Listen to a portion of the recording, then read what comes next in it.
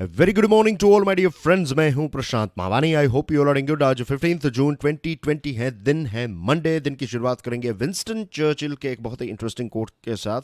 A pessimist sees the difficulty in every opportunity, an optimist sees the opportunity in every difficulty. Difference है हमारी दृष्टि का। जैसी दृष्टि वैसी सृष्टि। जैसे कि एक पेसिमिस्ट यानी कि एक निराशावादी व्यक्ति जो होता है वो सारी अपॉर्चुनिटीज में कुछ ना कुछ डिफिकल्ट ढूंढता है, और एक आशावादी व्यक्ति जो है वो सारी मुसीबतों में भी उनको एक अपॉर्चुनिटी जो है वो दिखाई देती है। सोचिएगा इसके बारे में। इसी के साथ डियर फ्रेंड्स, स्टडी IQ की टीम ने मिलकर एक स्मार्ट कोर्स डिजाइन किया है। ये स्मार्ट कोर्स सिविल सर्विसेज की एग्जामिनेशन के लिए है।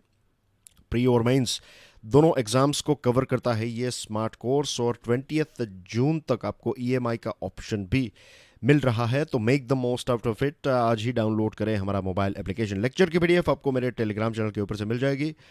प्लीज़ मेक श्योर कि आप इस लेक्चर को दूसरे स्टूडेंट्स के साथ शेयर जरूर करें। वीडियो पसंद आता है then hit the like button, and please don't forget to subscribe to our YouTube channel. Dear friends, आज हमारे टेबल के ऊपर है टोटल 6 इंपॉर्टेंट आइटम्स। उसके बाद हम कुछ न्यूज़ आइटम्स को देखेंगे।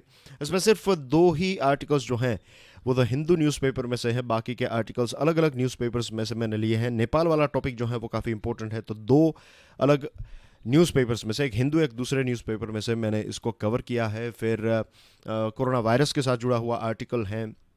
सुप्रीम कोर्ट ने डॉक्टर्स की मदद के लिए एक स्टैंड लिया है। और लास्ट में एक बहुत ही इंटरेस्टिंग आर्टिकल है। UAE के एक मिनिस्टर ने आर्टिकल लिखा, तो इसमें भी कुछ इंटरेस्टिंग फैक्ट्स हम देखने वाले हैं। तो लेट्स क्विकली स्टार्ट राइट। आपको पता है कि इससे पहले भी हमने इस पर्टिकुलर टॉपिक के बारे में विस्तार से चर्चा की थी। मैंने आपको भारत और नेपाल के बीच में जो एक एक्स्ट्रा ऑर्डिनरी रिलेशनशिप है, जिसको कई बार डिप्लोमेटिक वर्ल्ड में, कूटनीतिक जगत में इसको रोटी बेटी का रिलेशन भी कहा जाता है। रोटी बेटी का संबंध यानी कि हम एक दूसरे के साथ खाना भी खाते हैं। सिर्फ खाना खाने का मतलब ऐसा नहीं है कि हम दोनों की फूड आइटम्स, हम दोनों की यानी कि ये दोनों देशों की जो फूड आइटम्स हैं वो नियरली सेम, ऐसा नहीं है। इसका मतलब ये है कि फूड, आपके विचार, आपका कल्चर, बहुत सारी चीज़ें इन दोनों देशों के बीच में कॉमन है। फिर रोटी की बात हो गई, बेटी की बात करें then we are talking about matrimonial relationship. आपको पता है कि हमारे देश में हमारी जो आर्मी है उसमें गुरखा रेजिमेंट भी है। और डिफेंस की बात करें तो काफ़ी इंटरेस्टिंग रिलेशनशिप है दोनों देश के बीच में। ये सारी चीज़ें होने के बावजूद भी अनफॉर्चुनेटली ये बहुत ही दुखद बात है कि ओली गवर्नमेंट यानी कि जो KP शर्मा ओली वहाँ के प्राइम मिनिस्टर हैं, ये रहे KP शर्मा ओली साहब। तो मिस्टर ओली जो हैं, उनकी सरकार ने एक कॉन्स्टिट्यूशनल अमेंडमेंट किया है, एक बिल पास किया है वहाँ की लोकसभा में से। और इस बिल में उन्होंने अपना मैप जो है, नेपाल का मैप, उसको चेंज कर दिया है। उस मैप में उन्होंने ये लिपुलेख, कालापानी और लिम्पिया तुरा, ये टेरिटरीज जो भारत के कंट्रोल में है, ये टेरिटरीज को अपने नए मैप में नेपाल ने दिखा दी है कि ये टेरिटरीज नेपाल की है। ऐसा एक बिल उन्होंने पास किया है। ये इश्यू जो है ये बहुत पुराना है। 2000 में भी दोनों देशों ने एक मीटिंग करने की बात बताई थी। 2014 में भी इस प्रकार की कोशिश की गई थी। मीटिंग सक्सेसफुल नहीं हुई है। लेकिन एक चीज़ साफ है कि ये इश्यू जो है ये पुराना है, लेकिन ये जो नए बदलाव नेपाल ने किए हैं ये बदलाव काफ़ी ख़तरनाक हैं, और दोनों देश के रिलेशनशिप जो हैं वो हमेशा के लिए फ्रैक्चर हो सकते हैं। देखिए, किसी भी नेबरिंग कंट्रीज़ के बीच में थोड़े बहुत इश्यू होना जो है वो नेचुरल है, और दोनों साइड्स ये भी समझते हैं कि ये जो इश्यूज़ हैं उनको हमें जल्द से जल्द सॉर्ट आउट कर देना चाहिए। ये इश्यूज़ की वजह से चीज़ें जो है वो और ज़्यादा बड़ी ना हो, या फिर दूसरे जो एरियाज़ हैं, दूसरे जो स्ट्रैंड्स हैं, फॉर एग्जांपल ये डिप्लोमेटिक चीज़ों को या फिर दो देशों के रिलेशनशिप को समझने के लिए एक इम्पॉर्टेंट चीज़ है। मान लीजिए कि दो देशों के बीच में बॉर्डर को लेकर डिस्कशन चल रही है, फिर रोटी बेटी टाइप रिलेशनशिप है, राइट। फिर आप एजुकेशन के रिलेशनशिप को ऐड कर दीजिए यहाँ पर, डिफेंस टाइज दोनों देशों के बीच में, ऐसी बहुत सारी चीज़ें हैं।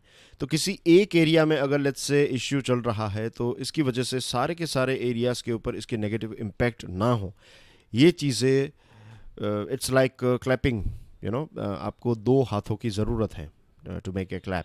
तो इसी प्रकार से दोनों देशों को इसके ऊपर काम करना चाहिए। It applies to India as well as Nepal, या फिर किसी भी दो देश के बीच में ऐसे इश्यूज जब भी हों तब दोनों देशों को मेहनत करनी पड़ती है। यहाँ पर ये जो हुआ है, यहाँ पर नेपाल ने ये जो टेरिटरी दिखा दी, कहीं ना कहीं डिप्लोमेटिक मैन्यूवरिंग या फिर डिप्लोमेटिक मूव्स जो हैं दोनों देशों ने सही नहीं लिए हैं। Isn't it? नेपाल ने ये इल्ज़ाम लगाया है भारत के ऊपर कि 2 बार मिनिस्ट्री ऑफ एक्सटर्नल अफेयर्स ने, जो नेपाल की फॉरेन मिनिस्ट्री है, उन्होंने जो एक रिक्वेस्ट की थी डेट्स को लेकर के डिस्कशन की जाए इसके ऊपर, तो उनका ये इल्ज़ाम है हमारे ऊपर कि हमने 2 बार ऐसे रिक्वेस्ट को रिजेक्ट किया है। उनका कहना यह है कि भारत ने ये बताया था कि कोरोना वायरस चल रहा है, उसके बाद हम इसके बारे में डिस्कशन करेंगे। ऐसा तो कुछ मैंने भी न्यूज़ आइटम में सुना था कि भारत ने ये बताया था कि हम कोरोना वायरस ख़त्म हो जाए उसके बाद इसके बारे में विस्तार से चर्चा करेंगे। फिर नेपाल के एम्बेसडर का कहना यह है कि उन्होंने बार बार भारत के फॉरेन सेक्रेटरी को मिलने की कोशिश की, लेकिन उनको कभी डेट्स ही नहीं दी गई। सारा इश्यू जो है वो तब से स्टार्ट हुआ जब से जम्मू एंड कश्मीर और लद्दाख, नया जो मैप हमने बनाया, ये जो एक स्टेट था जम्मू एंड कश्मीर का, उसको हमने यूनियन टेरिटरी में कन्वर्ट कर दिया, राइट। इसमें 2 यूनियन टेरिटरी, लद्दाख और जम्मू एंड कश्मीर, ये अब नई 2 यूटीज़ हैं हमारे देश की। तो जो नया मैप हमने इश्यू किया, तो तब से नेपाल जो है वो इस एरिया को लेकर नाराज़ हैं। Mr. Oli's purposeful manner in pursuing the amendment at exactly the same time as the India-China border standoff bolsters the belief among some in New Delhi that he is speaking the confidence born from Beijing's backing. एक ऐसा वक्त जब भारत और China के बीच में issue चल रहा है और उसी टाइम पर नेपाल भी भारत और ये बॉर्डर को लेकर नेपाल भी हमारे ऊपर इस प्रकार के स्टेटमेंट्स और इस प्रकार के बिल्स पास कर रहा है, तो बहुत सारे लोगों का ऐसा भी मानना है कि कहीं ना कहीं उनको यानी कि मिस्टर ओली को, उनकी सरकार को चाइना का बैकिंग है, चाइना का एक प्रकार से सपोर्ट है, एक हाथ है चाइना का। जिस स्पीड से कॉन्स्टिट्यूशनल अमेंडमेंट किया गया है, अब डिप्लोमेटिक वर्ल्ड के ऊपर या फिर डिप्लोमेटिक जो टाइज है उसके ऊपर भी इसकी इंपैक्ट हमें देखने को मिलेगी। आपने अमेंडमेंट कर दिया, मीन्स आपने बातचीत और ये सारी चीज़ों को छोड़कर आपने अपना बिल ही एक पास कर दिया। ये बिल अभी लोअर हाउस में पास हुआ है, अपर हाउस में भी पास हो जाएगा ऐसा मुझे लग रहा है। क्यों लग रहा है, I will talk about it in a minute. तो ये सारी चीज़ें जो उन्होंने की है, ये कॉन्स्टिट्यूशनल अमेंडमेंट तक पहुंच गए, तो कहीं ना कहीं they don't want to, means अब यही एक सिग्नल दे रहे हैं कि बातें नहीं, अब तो हम यही करेंगे, और ये दोनों देशों के लिए चिंता का विषय है। अभी बॉर्डर के ऊपर कुछ फायरिंग भी हुई, नेपाली पुलिस ने फायरिंग की और इसमें कुछ इंडियंस के ऊपर फायरिंग की गई और उसमें एक इंडियन की मृत्यु भी हुई। तो जल्द ही दोनों ने मिलकर इसको सॉर्ट आउट करें। ऐसी ही स्पीड की आवश्यकता है इस पूरे टॉपिक को या फिर ये जो बॉर्डर का इश्यू है इसको सॉल्व करने के लिए। दूसरा जो एक इंटरेस्टिंग एडिटोरियल मुझे मिला, इसमें कुछ इंटरेस्टिंग पॉइंट्स हैं जो द हिंदू में हमें पढ़ने को नहीं मिले हैं। A provocative step that will worsen ties between Kathmandu and New Delhi. ये जो स्टेप लिया है कॉन्स्टिट्यूशनल अमेंडमेंट का, तो ये एक बहुत ही प्रोवोकेटिव है, उत्साहने वाला स्टेप है कि इससे दोनों देशों के रिलेशनशिप जो है वो काफ़ी ख़राब हो जाएंगे। अब मिस्टर ओली की जो सरकार है, एक बिल उन्होंने पास किया, कहाँ से, लोअर हाउस में। अपर हाउस में यानी कि वहाँ की राज्यसभा में ये बिल जो है वो अभी बाकी है, लेकिन लोअर हाउस में बिल पास करने के बाद, वहाँ की लोकसभा में बिल पास करने के बाद, अब ओली सरकार ये बता रही है कि चलो भारत के साथ, मीन्स भारत को बता रही है कि चलो हम बातचीत करते हैं, let's have a dialogue, right, let's talk about this thing. एक और चीज़ मैं आपके साथ शेयर करना चाहता हूँ। मैंने इससे पहले की जो हमारी डिस्कशन है उसमें ये बात बताई थी, लेकिन बहुत सारे नए स्टूडेंट्स भी आज हो सकते हैं। तो मिस्टर ओली की सरकार जो है वो इतनी कोई ख़ास सक्सेसफुल सरकार नहीं है। बहुत सारे फ्रंट्स के ऊपर जो उन्होंने वादे किए थे, तो बहुत सारी चीज़ों में वो फेल हुए हैं। और वहाँ का जो कॉन्स्टिट्यूशन है नेपाल का, उसमें 2 साल का एक प्रोटेक्शन भी मिलता है कि आप प्राइम मिनिस्टर बन गए तो 2 साल तक आप प्राइम मिनिस्टर की पोस्ट जो है वो उसके ऊपर रहेंगे। तो ये जो 2 साल का वक्त है वो शायद अब नियरली ख़त्म होने को है या ख़त्म हो गया है। तो अपनी सरकार को बचाने के लिए उनके ऊपर बहुत सारे इल्ज़ाम लगे हैं कि आपका परफॉर्मेंस अच्छा नहीं है, एक्सेट्रा। तो ये सारी चीज़ों से लोगों का ध्यान दूसरी तरफ अट्रैक्ट करने के लिए शायद मिस्टर ओली जो हैं वो इस टेरिटोरियल इश्यू का इस्तेमाल कर रहे हैं। उन्होंने राष्ट्रवाद के बारे में बात की। अब राष्ट्रवाद एक ऐसा टॉपिक है कि भारत के बारे में अगर कोई चीज़ें चल रही हैं तो उस टाइम पर ओपोजिशन पार्टी भले ही रूलिंग पार्टी से उनके साथ सहमत ना हो, लेकिन वो कुछ नहीं बोल सकते। अगर वो कुछ ऐसा बोलेंगे तो फिर रूलिंग पार्टी बताएगी देखिए कि देश की बात आ रही है तब भी ये लोग ऐसे ही बात कर रहे हैं। तो उसी ऐसी ही सिचुएशन आपको वहाँ पर देखने को मिल रही है। वहाँ की जो पॉलिटिकल पार्टीज हैं नेपाल की, उनके पास कोई ऑप्शन नहीं है, और इसी वजह से लोअर हाउस में ये बिल आराम से पास हो गया और अपर हाउस में भी यही होगा, क्योंकि अब राष्ट्रवाद का जो कार्ड है वो निकाला है मिस्टर ओली ने।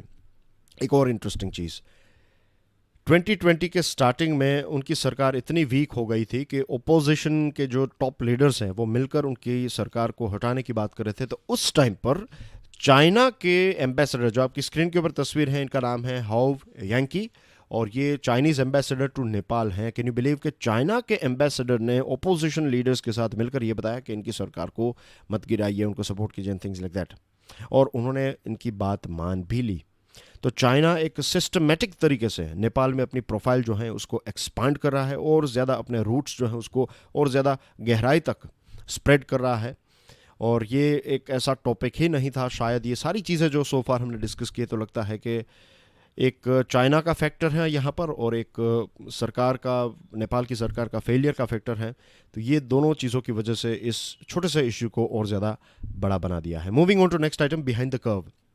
जीएसटी काउंसिल की बात करें तो जीएसटी काउंसिल की एक मीटिंग हुई, I think it was the 40th meeting, और इस मीटिंग में कुछ इंपॉर्टेंट डिसीजन लिए गए हैं। जो आपको टैक्स फाइल करना है, जो जीएसटी रिटर्न्स फाइल करने हैं, मीन्स जीएसटी की जो बिल्स एक्सेट्रा, ये सारी डिटेल्स आपको जो फाइल करनी है बिजनेसेस को, तो इसमें जो लेट फ़ी थी और इंटरेस्ट पेएबल जो था, तो इसको एक हद तक ख़त्म कर दिया है, बंद कर दिया है। और ख़ास करके छोटे छोटे बिजनेसेस को तो इसमें से एक एग्जेम्पशन दिया गया है, क्योंकि कोरोना वायरस की वजह से बहुत सारी चीज़ें जो हैं वो ऐसी हुई, we all know right. Business जो है वो काफ़ी डिस्टर्ब हो गए हैं, एक डिसरप्शन हो गया है मार्केट में। जीएसटी का कलेक्शन कितना हुआ? जीएसटी का मार्च में, we are talking about March right, जब लॉकडाउन जो है लास्ट 25 मार्च, लास्ट वीक में हुआ लॉकडाउन, तो टोटल जीएसटी का कलेक्शन का आंकड़ा जो है मार्च का वो है 97,597 करोड़ रुपीज़। उससे पहले 4 महीने 1 लाख करोड़ रुपीज़ से ज़्यादा कलेक्शन हुआ था, और उसके बाद मार्च में ड्रॉप हुआ। ऑफ कोर्स अब अप्रैल में कैसा होगा, मई में कैसा होगा, उसके बारे में हमें पता चलेगा जुलाई में। लेकिन यू कैन इमेजिन, अप्रैल तो पूरा महीना जो है वो बंद ही था, इज़न्ट इट। मई भी जो अगर आप देखें तो नियरली मई जो है वो बंद था। तो जीएसटी कलेक्शन काफ़ी ड्रॉप होने वाला है। फाइनेंस मिनिस्टर निर्मला सीतारमण जी ने स्टेट रिप्रेजेंटेटिव्स को काउंसिल में ये बताया कि 45% of indirect tax target had been met in the past 2 months. जो टारगेट है उसका 45% ही हमने अचीव किया है, या फिर उससे भी शायद ड्रॉप हो। We have to wait and watch for July. एक चीज़ साफ है कि इनकमिंग मनी, जो सिंपल भाषा में अगर बात करें, सरकार की जो इनकम है उसमें एक ज़बरदस्त ड्रॉप है, और सरकार के जो एक्सपेंसेस हैं उसमें एक बहुत बड़ा राइज हमें देखने को मिला है। तो सिचुएशन काफ़ी डिफ़िकल्ट हो सकती है। बहुत सारे स्टेट्स जो हैं वो भी स्ट्रगल कर रहे हैं, उनके पास भी पैसों की कमी है, तो वो सेंट्रल गवर्नमेंट को रिक्वेस्ट कर रहे हैं कि आप एक तो हमें इमरजेंसी फिस्कल सपोर्ट प्रोवाइड कीजिए, यानी कि हमें फाइनेंशियल सपोर्ट प्रोवाइड कीजिए इमरजेंसी, राइट। सेकंड जो है वो ये है कि जो जीएसटी कॉम्पनसेशन है, जीएसटी कॉम्पनसेशन का मतलब क्या होता है? जीएसटी कॉम्पनसेशन यानी कि जब जीएसटी को इंट्रोड्यूस किया जा रहा था, सारे स्टेट्स को ऑन बोर्ड लाने की बात थी, तब उस टाइम पर एक चीज़ डिस्कस हुई थी कि पहले 5 सालों के लिए, आपको पता होगा कि जुलाई कौन से साल से जीएसटी इंप्लीमेंटेशन में आया है, बताइए, right, give me the year. जुलाई 1 जुलाई से इसको इंप्लीमेंट किया गया था। तो साल जो है वो मैं अभी आपको बताने वाला था, लेकिन सोचा कि चलिए एक प्रश्न पूछ लेता हूँ। तो बताइए द राइट ईयर, राइट, के कौन सा वो साल था जब जीएसटी को इंट्रोड्यूस किया गया। तो जो भी वो साल था, उस साल से लेकर 5 साल तक, तो 5 सालों तक अगर मान लीजिए कि कोई स्टेट ऐसा है, I give you a very basic example, मान लीजिए कि एक स्टेट है कि जीएसटी के इंप्लीमेंटेशन से पहले हर साल उस स्टेट को 100 रुपये मिलते थे टैक्स में से, इनडायरेक्ट टैक्स में से। तो ये 5 सालों की गारंटी है जीएसटी एक्ट में कि 5 सालों तक अगर मान लीजिए कि 100 रुपये हैं यहाँ पर, और जीएसटी के इम्प्लीमेंटेशन के बाद 80 रुपीज़ ही इस स्टेट को मिले, तो फिर बाकी के जो 20 रुपीज़ हैं वो कॉम्पनसेट उनको किया जाएगा, और ये हर साल 14% जो है वो इंक्रीज़ होता रहेगा आने वाले 5 सालों तक, जब से वो इम्प्लीमेंट हुआ है तब से। तो ये है जीएसटी कॉम्पनसेशन। तो जीएसटी कॉम्पनसेशन जो भी पेंडिंग है, जो सेंट्रल गवर्नमेंट के पास पैसे हैं, जो स्टेट्स के हैं, तो उनको जल्द से जल्द आप रिलीज कर दीजिए। ये भी एक रिक्वेस्ट की है स्टेट गवर्नमेंट्स ने।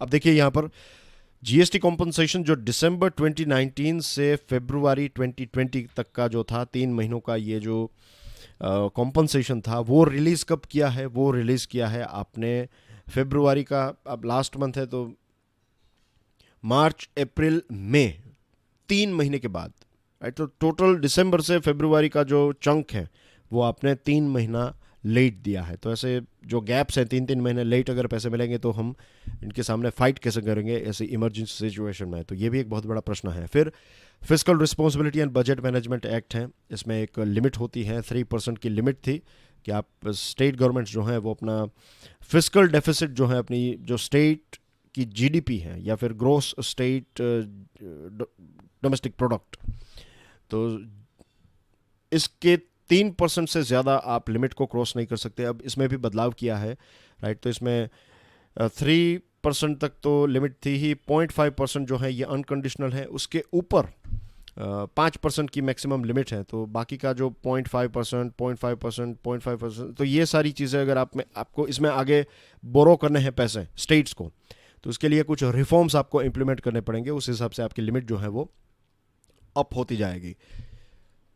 अब प्रश्न ये भी उठ रहा है कि ये सारे रिफॉर्म्स जो उसमें ऐड किए गए हैं FRBM एक्ट में, अभी रिसेंटली जो चेंजेस किए गए हैं, मई में जो स्टिमुलस पैकेज डिक्लेयर किया था, तो उस टाइम पर ये डिस्कशन, सेंट्रल गवर्नमेंट ने ये डिसीजन लिया था कि आप रिफॉर्म्स करते जाइए, जैसे रिफॉर्म्स होते जाएंगे उस प्रकार से आपकी लिमिट जो है वो इंक्रीज होती जाएगी, आप ज़्यादा पैसे बोरो कर पाएंगे।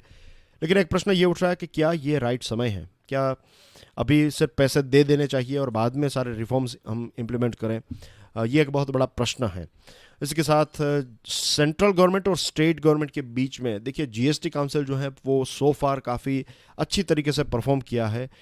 वोटिंग का इस्तेमाल नहीं करना पड़ा है, राइट। सारी चीज़ें कंसेंसस से, यानी कि डिस्कशन से और सभी की हाँ की वजह से सारी चीज़ें जो हैं वो जनरली सॉल्व हमने की है। तो ये ध्यान में रखना है कि कॉम्पनसेशन की वजह से या फिर स्टेट की ऐसी सिचुएशन ना हो कि उनके पास पैसे ना हो और फिर झगड़ा शुरू हो जाए जीएसटी काउंसिल में, तो ये ना हो। तो इसके लिए सेंट्रल गवर्नमेंट को थोड़ा ज़्यादा एक एक्स्ट्रा माइल चलना होगा। एंड ये भी बात अब होगी कि अगर जो पैसे हैं, सेस, जीएसटी सेस जो हैं, कलेक्शन अगर उसका कम हुआ है, कलेक्शन कम है, तो अगर आप कॉम्पनसेट नहीं कर पाएंगे तो फिर बोरोइंग कीजिए, राइट, कि बाहर से पैसे बोरो करके स्टेट को दीजिए। तो इसके बारे में भी डिस्कशन जो है वो आने वाले जीएसटी काउंसिल में, एक लंबे टाइम से 2 महीनों से तो इसके ऊपर बात हो रही है, लेकिन कोई फाइनल डिसीजन नहीं आया। तो होपफुली आने वाली जो मीटिंग होगी तो उसमें इसके बारे में डिस्कशन हो सकती है। लेट डेटा स्पीक, बहुत ही easy to understand yet important editorial है डेटा। शर्लॉक होम मूवीज़ आपने शायद देखी होगी, तो उसमें एक बहुत ही इंटरेस्टिंग डायलॉग है कि data data data, I can not make bricks without the clay. यानी कि अगर मुझे एक ईंट बनानी है, एक ब्रिक बनानी है, तो I would need the raw material, right, जो क्ले है जिसका इस्तेमाल होता है। तो इन द सेम वे अगर आपको किसी भी चीज़, लेट्स से कोविड-19, राइट, तो कोविड-19 का सामना करना है तो यू नीड डेटा कि टेस्टिंग किस प्रकार से बेस्ट तरीका कौन सा है। अगर आप उसका डेटा कलेक्ट करेंगे तभी पता चलेगा आपको, राइट। हॉस्पिटल का performance, death records, contact tracing का डेटा, सीरो सर्वेज, ये बहुत सारी चीज़ हैं। और ये सिर्फ किसी गवर्नमेंट के लिए नहीं, epidemiologist, health activist, mathematicians, data scientist, economist, journalist, हर किसी को अलग अलग डेटा जो है इसके साथ जुड़ा हुआ, कोविड-19 के साथ जुड़ा हुआ डेटा जो है वो उनको चाहिए, ताकि वो बेस्ट पॉसिबल एक एनालिसिस बना सकें, best possible. Without data information, ये सारी चीज़ें बेसिक होती है, उसके ऊपर नॉलेज बिल्टअप होती है, उसके ऊपर एक्सपीरियंस ऐड करें तो विजडम होता है। तो डेटा जो है ये एक बहुत ही बेस और एक इंफॉर्मेशन का एक बहुत इंपॉर्टेंट रॉ मटेरियल है। तो ट्रांसमिशन रेट कैसा है, एसिम्प्टोमेटिक केसेस कितने हैं, किस एज ग्रुप की सबसे ज़्यादा मृत्यु हो रही है, ये सारी चीज़ें, उसका लोकेशन, ये सारी चीज़ें तभी हमें पता चलेगी जब डेटा हम शेयर करेंगे। सरकार के पास सारा डेटा है, तो सरकार अगर लोगों के साथ, खास करके जो प्रोफेशनल्स हैं उनके साथ डेटा शेयर करेगी, तभी इसके ऊपर एनालिसिस होगी, अलग अलग लोग उसके ऊपर रिसर्च करेंगे। अनफॉर्चुनेटली कुछ स्टेट्स की बात करें तो कर्नाटका जो है वो हर रोज़ कुछ 12,000 से लेकर 15,000 सैंपल्स जो हैं वो एवरीडे टेस्ट कर रहा था, लेकिन 5 जून से उन्होंने इस चीज़ को जानबूझकर कम कर दिया है। दिल्ली की बात करें तो अभी हम बात कर रहे थे कि एसिम्टोमेटिक केसेस की टेस्ट नहीं की जाएगी। तमिलनाडु सरकार जो है वो भी हेल्थ मीन्स इतने ज़्यादा डेटा प्रोवाइड नहीं कर रही है, और मुंबई में भी सेम थिंग। तो बॉटम लाइन यही है कि हेल्थ इंफ्रास्ट्रक्चर जिस प्रकार से इम्पोर्टेंट है उतना ही इम्पोर्टेंट डेटा है। डेटा के बिना आप डिसीजन नहीं ले पाएंगे। Moving on to next item, ये एक बहुत ही दुखद बात है, कोविड-19 के साथ जुड़ी हुई ही बात है, लेकिन उससे भी ज़्यादा हमारे एटीट्यूड, देश के एटीट्यूड के साथ जुड़ी हुई ये बात है, खास करके सरकार। और यहाँ पर मैं किसी एक पर्टिकुलर सरकार की बात नहीं कर रहा हूँ, I am talking about states as well as central government. For the doctors, Supreme Court को इंटरवीन करना पड़ा। डॉक्टर्स को हम क्या कहते हैं, कोविड-19 का ये जो एपिसोड चल रहा है, तो doctors are our warriors, isn't it? Frontline warriors हैं, वो हमारी आर्मी है। कोरोना वायरस के सामने जो युद्ध है, तो उसकी आर्मी, नेवी, एयरफोर्स हैं, हमारे डॉक्टर्स, हमारे मेडिकल स्टाफ के जितने भी लोग हैं, ये सारे लोग आ गए। अब आप जस्ट इमेजिन कीजिए, आप 3 महीने से काम कर रहे हैं और आपको आपकी सैलरी टाइम पर नहीं मिल रही है, और आप अपनी जान जोखिम में डालकर काम कर रहे हैं, कोरोना वायरस को फाइट करने की कोशिश कर रहे हैं, और आपको सैलरी नहीं मिल रही। आपको कितनी नफरत हो जाएगी लोगों के ऊपर, can you imagine? Supreme Court को इंटरवीन करना पड़ा ये बताने के लिए कि डॉक्टर्स और मेडिकल वर्कर्स को आप टाइम पर पे कीजिए, उनको एकोमोडेशन, रहने की फैसिलिटीज़, ये सारी चीज़ें प्रोवाइड कीजिए। युद्ध के टाइम पर अगर आपके सोल्जर्स ही खुश नहीं हैं, राइट, अगर आपने आपके सोल्जर्स को ही दुखी किया है, तो फिर वो क्या आप युद्ध जीत पाएंगे? वो जो उनका 100% आपको चाहिए, वो क्या आपको मिल पाएगा? Of course not.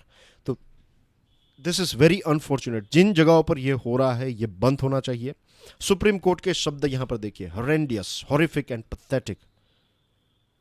This is very sad. ऐसा बिल्कुल नहीं होना चाहिए, राइट, लेकिन ये हो रहा है अनफॉर्चुनेटली। कई जगहों पर पॉलिटिक्स को लेकर, कई जगहों पर ब्यूरोक्रेसी जो है वो अपना काम नहीं कर रही है, या फिर जो काम कर रही है वो पर्याप्त नहीं है। ये सारी चीज़ें जो हैं वो हो रही है, और रिपीटेडली जब चीज़ें होती हैं तब ये पता चलता है कि सिस्टमेटिक इंडिफरेंस है, किसी को कुछ पड़ी नहीं है। सिस्टमेटिकली चीज़ें अब ऐसी हो चुकी हैं कि हु केयर्स, इस प्रकार की चीज़ें देखने को मिले। क्या ह्यूमन लाइफ्स को बचाने के चक्कर में जो एक इंसानियत है वो चली जा रही है?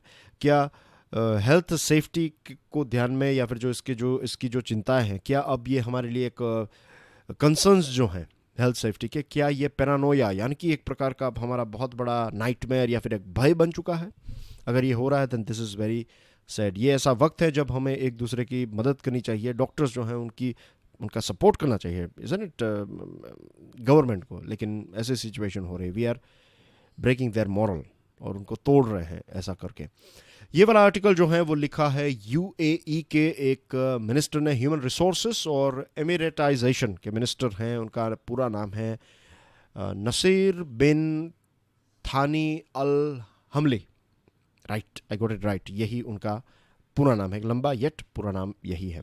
तो आपकी स्क्रीन के ऊपर है यूएई, राइट, ये रहा उसका capital Abu Dhabi. Then you can see here Dubai, Sharjah, Ajman, और दूसरे इसके कुछ फुरजिया, और ऐसे कुछ 7 ये जो किंगडम्स हैं वो मिलकर एक देश बनाते हैं, दैट इज एमिरेट्स जो है वो मिलकर बनाते हैं। इसका नाम है यूएई। दुबई, राइट, बहुत ही फेमस है हमारे देश में। ओके, यूएई में 200 से भी, दुनिया के 200 नेशनलिटीज़ के लोग जो हैं यहाँ पर रहते हैं, और इसमें सबसे इम्पोर्टेंट अगर कोई है तो वो हैं इंडियंस। भारत और यूएई के रिलेशनशिप बॉर्डर्स से पहले के हैं। अगर आप हिस्ट्री में चले जाएं तब आपको देखने को मिलेगा कि इस्लाम धर्म की स्थापना हुई उससे पहले भी अरबिक लोग जो हैं वो हमारे देश में आते थे, हमारे लोग जो हैं वहाँ पर जाते थे, थिंग्स लाइक दैट।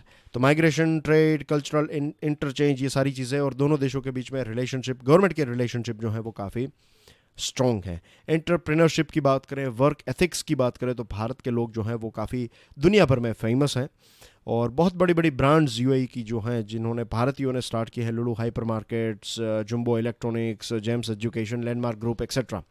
फिर religion, food, cinema, art, education और क्रिकेट, शारजाह में क्रिकेट खेला जाता है, आई होप आपको पता होगा। तो ये सारी चीज़ें जो हैं दोनों देशों को कल्चरली भी जोड़ती हैं।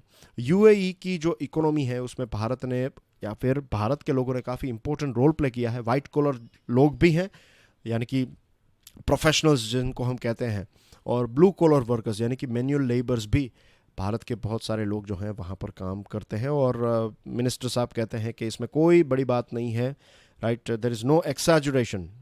मीन्स ये गलत नहीं होगा कहना कि यूएई का जो सक्सेस है उसमें सबसे इम्पोर्टेंट रोल अगर किसी ने प्ले किया है, बाहर के लोगों ने रोल प्ले किया है, तो वो इंडियंस हैं। रिलेशनशिप काफ़ी अच्छे हैं, और यूएई भी एक ग्राउंड वहाँ पर प्रोवाइड करता है, अच्छा लिविंग स्टैंडर्ड प्रोवाइड करता है, फ्रेंडली बिजनेस एनवायरनमेंट है, टॉलरेंट, ओपन, वेलकमिंग और सेफ सोसाइटी प्रोवाइड करता है।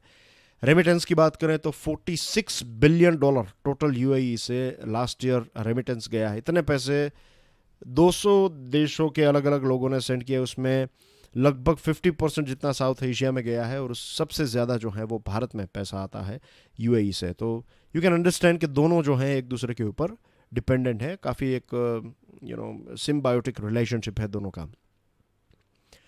अब कोरोना वायरस की वजह से चीज़ें काफ़ी डिसरप्ट हो चुकी हैं, और अब बहुत सारे लोग जो है, ख़ास करके कभी भी किसी भी देश में कोई इश्यू होता है तो बाहर से आए हुए लोग जो हैं वो सबसे ज़्यादा अफेक्ट होते हैं।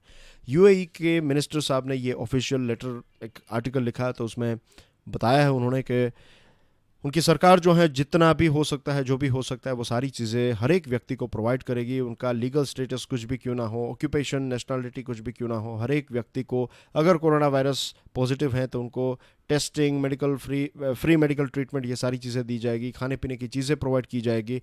10 मिलियन मील्स का कैंपेन भी वहाँ पर चल रहा था, और जिन जिन लोगों के वीज़ास ख़त्म होने को थे तो ऑटोमेटिकली उनके वीज़ास को एक्सटेंड किया गया है। बहुत सारे लोग घर वापस जाना चाहते हैं, तो उनकी भी मदद कर रही है सरकार, राइट। भारत की सरकार ने काफ़ी कोऑपरेशन और फ्रेंडशिप दिखाई, और बहुत सारे लोग जो हैं वो भारत वापस लाए गए हैं भारत सरकार के द्वारा, तो उसमें यूएई ने भी काफ़ी सपोर्ट किया है।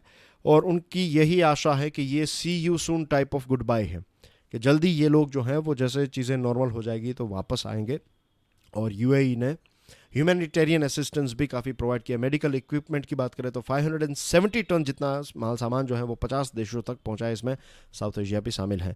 होम मिनिस्टर साहब ने एक मीटिंग कंडक्ट की, we are in new zone now, तो इस मीटिंग में दिल्ली को फोकस करते हुए स्टेट कैपिटल में जो टेस्टिंग है उसको डबल की जाएगी आने वाले 2 दिनों में, और 6 दिनों में इसको 3 गुना ज़्यादा इंक्रीज़ किया जाएगा, ताकि ज़्यादा से ज़्यादा लोगों को टेस्ट किया जा सके। डॉक्टर हर्षवर्धन, दिल्ली के लेफ्टिनेंट गवर्नर, चीफ मिनिस्टर, दूसरे सीनियर ऑफिसर्स के साथ उन्होंने एक मीटिंग कंडक्ट की, और जो डिब्बे हैं 500 जितने डिब्बे जो हैं रेल के वो प्रोवाइड किए। तो टोटल कुछ 8000 ज़्यादा बेड्स जो हैं वो टोटल दिल्ली में आज अवेलेबल करवाए गए हैं। सेंट्रल गवर्नमेंट और स्टेट गवर्नमेंट मिलकर जो है यहाँ पर काम कर रही है। House to house health survey conduct किए जाएंगे, और डॉक्टर वी के पॉल जो हैं, एक कमेटी बनाई गई है, ये कमेटी जो है उसको हेड करेंगे डॉक्टर वी के पॉल।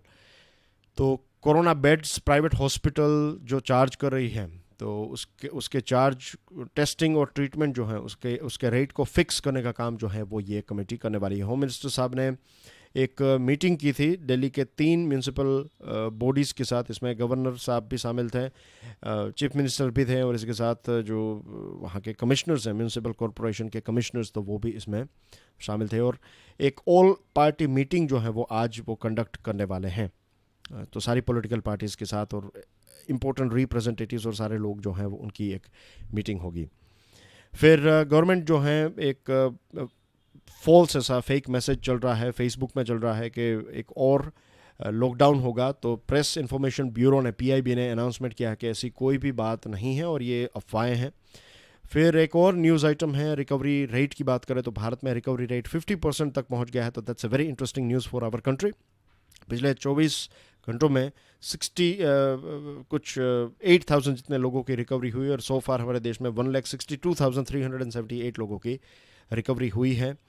फिर भारत की पहली first infectious disease diagnostic lab तैयार की गई है, आत्मनिर्भर भारत के तहत ये तैयार की गई है, जो भारत बेंस है, उन्होंने डिपार्टमेंट ऑफ बायोटेक्नोलॉजी के साथ मिलकर इसको तैयार किया है। इसमें BSL-2 फैसिलिटी हैं, और on site ELISA real time reverse ट्रेनियन पॉलीमियर्स चेन रिएक्शन टेस्ट और बायोकेमिस्ट्री एनालाइज़र इसमें शामिल है। तो एलिसा जो है वो एक दिन में 200 जितने लोगों को, और RT-PCR जो हैं ये 50 अबाउट 50 पर डे इतने लोगों को टेस्ट किया जा सकता है इसमें। डिफेंस मिनिस्टर राजनाथ सिंह ने यह बताया है कि भारत और चाइना दोनों मिलकर काम कर रहे हैं और बॉर्डर इशू को जल्द से जल्द सॉल्व करने की कोशिश करेंगे। जम्मू एंड कश्मीर की बात करें तो 2027 जितने सीज़ फायर अभी तक हो चुके हैं, 10 जून तक हो चुके हैं, तो इसमें काफ़ी एक ज़्यादा राइज हमें देखने को मिला है। आज वर्ल्ड ब्लड डोनर डे है और इस साल की जो थीम है वो है सेफ ब्लड सेव लाइव्स। और लास्ट में एक दुखद समाचार, हम सब जानते हैं कि सुशांत सिंह राजपूत अब हमारे बीच में नहीं रहे हैं। डियर फ्रेंड्स, इतना वक्त तो नहीं है मेरे पास, लेकिन I would like to tell you one thing कि जीवन में कुछ भी हो जाए, राइट, और आज आपके लिए सबसे बड़ी बात यही होगी आपकी एग्जामिनेशन, राइट। आप कुछ बनना चाहते हैं, आप आईएएस ऑफिसर बनना चाहते हैं, बैंक ऑफिसर बनना चाहते हैं, जो भी बनना चाहते हैं, pay attention, listen very carefully, right. आपकी जो एग्ज़ाम है, आपका जो सपना है, वो आपका जीवन का एक बहुत ही छोटा सा पार्ट ही है। इस बॉक्स को हमेशा याद रखिएगा। आप आईएएस ऑफिसर ना बन पाएँ तो इट्स ओके।